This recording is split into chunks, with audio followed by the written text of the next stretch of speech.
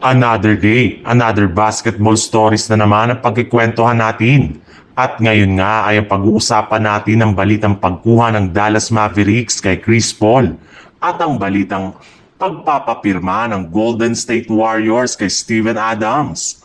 Malaki na nga daw ang tsansa na hindi pa makapaglaro si Kyrie Irving buong season next year para sa Dallas Mavericks matapos siyang sumailalim sa isang operasyon para ayusin ang kanyang natamong ACL injury.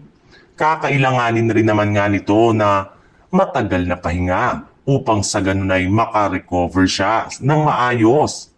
Expected rin nga na kakailanganin nito ng ilang buwan para palakasin muli ang kanyang tuhod at ipakondisyon ng gusto ang kanyang pangangatawan upang sa ganon ay hindi na siya magkaroon muli ng bagong injury sa kanyang nadaling tuhod.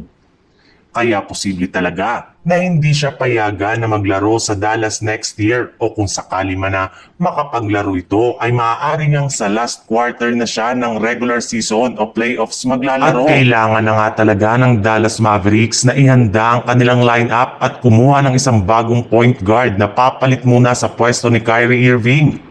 Kaya hindi na nga nakapagtataka bakit puro mga guard ang nakadikit ngayon sa Mavericks. At isa nga sa mga malalaking pangalan na posible nga nilang kunin dito ay si Chris Paul na inaasahang hindi na babalik sa San Antonio Spurs.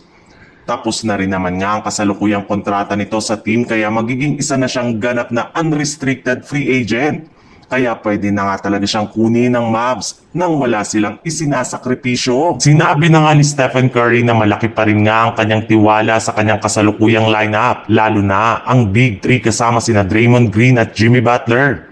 Kaya mukhang wala na rin naman nga silang gagawing malaking trade o move sa darating na off-season. Sadyang may ilang mga bagay lang naman nga silang aayusin dito kagaya na lang ng pagkuha nila ng isang bagong center na makakatulong sa kanilang frontcourt. Kita nyo naman nga kung gaano sila nahirapan laban sa mga malalaking big man ng Houston Rockets at Minnesota Timberwolves sa kanilang dalawang serye sa playoffs. Kaya masusolusyonan nila ito ay plano na nga po nilang kunin si Steven Adams na isa na rin naman ngang ganap na unrestricted free agent matapos magtapos na ang kanyang kontrata sa Houston Rockets.